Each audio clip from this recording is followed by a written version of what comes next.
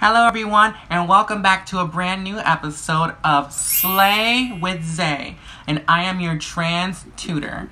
So I created this web series to have a conversation, a very 101 basic conversation about what it means to be transgender for those people who don't know, who aren't in the community, and for people who are in the community and just need a little refresher, you know. So I am working community health as an educator and also as a music teacher. So I'm very familiar with being able to communicate on a very 101 low kind of level. So people can have a better understanding without feeling like I'm being condescending. So this is going to be very 101 and cater to that kind of audience. So my goal overall is to bridge the gap between people who know nothing about what it means to be transgender and versus people who know everything. So I want to bridge that gap between these groups of people so we can have a more cohesive dialogue, so we can all understand each other a little bit better. Because at the end of the day, we're all still people. So let's get into our topic for this episode. By the way, this is the second episode, so if you haven't seen the first episode, what are you doing? Like, you're supposed to have seen the first episode. So however you found this one, make sure you go and find the first one. So this is episode number 2. And on the first episode, we talked about the word itself, transgender, and how that word is in our language and things like that, and what it actually means. We're going to do the same thing with the exact opposite word today. We're going to be working with the word cisgender. And cisgender and how it works and all that kind of fun stuff. Okay? Alright, let's get into it. In the last episode, we talked about the etymology of the word transgender. So, etymology just means the way that words come together. And if we go, the study of that, if we're going to put it in small terms. So that's what etymology means. So we figured out that transgender, trans is a prefix that means across, and gender is a social construct that we follow the rules of based upon our biological sex and how we perceive and interact with that world around us. Okay? We'll talk a little bit more about it in a second. But that's what transgender means. To move across from one gender to another so that society and our culture can perceive us a certain kind of way based upon our biological sex or our perceived biological sex. And so the only difference between transgender and cisgender is the prefix. So if trans means across, that means that cis means yes! Oh gosh, it's like Dora. It's like, yes, that's it! The prefix cis means on the same side. So trans means across, and cis, C-I-S, is a prefix that means on the same side. It's not offensive by any means. We use it all the time in language when we're talking about cis, things that are on the same side. Okay, so let's take the prefix cis and let's take the suffix gender and put them together. So now we have the word cisgender.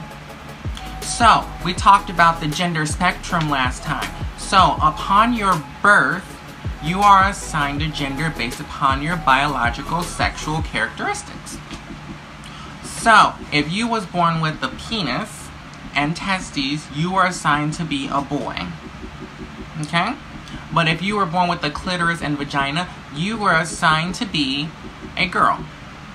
Now, the gender spectrum has more than just boy and girl, man and woman, masculine and feminine on it. There's a lot of stuff in the middle, or people who don't exist on that either. And those are people who fit underneath the transgender umbrella because they actually move from one point to another point.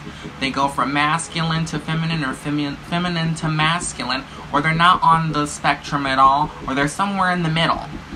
Gender is mutable. Again, biological sex is not, which means that you can change your gender, but you can't change your biological sex.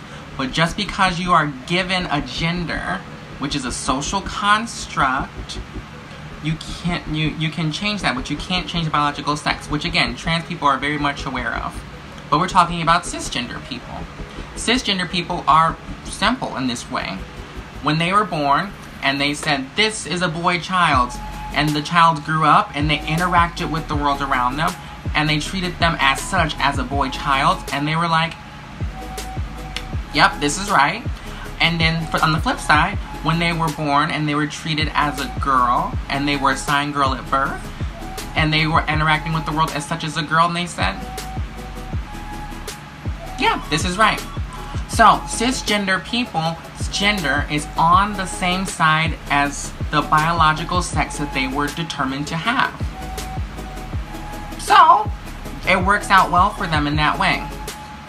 So, does that make sense? Cisgender. Gender on the same side. Okay? Now, there could be people out there saying, cisgender, that's not a real word, and but girl, it is. It's been around since 1995, coined by a German researcher named Karl Buchis. I probably messed that up, but he's been using this since the 1990s, honey, and it's the 2020s, so it's a real word. So go ahead and get into that. It's a real word. It's not derogatory. It doesn't mean anything offensive. It just means your gender is the same as what it was when you were born. It doesn't make you better or less than. It's just the state of being that's just correlates with this terminology. Language grows and evolves. So we're gonna have to grow and evolve. Okay? So there could be people saying, well, why do I have to be called cis? Why can't I just be called real? Like, I'm an actual real woman, or I'm a real man, or real. So, the way that this word came about was to ensure that people were not invalidated in their experience.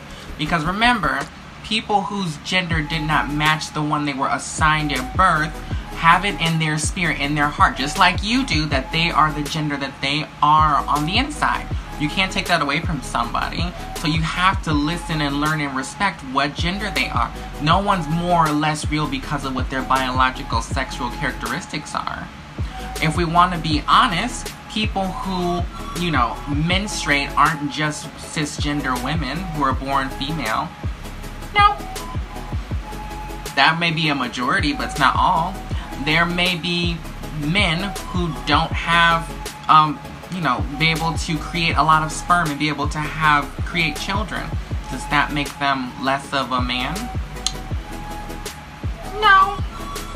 So just because the biological sex doesn't match, and just because yours may, doesn't make you real, and just because theirs doesn't make them any less real.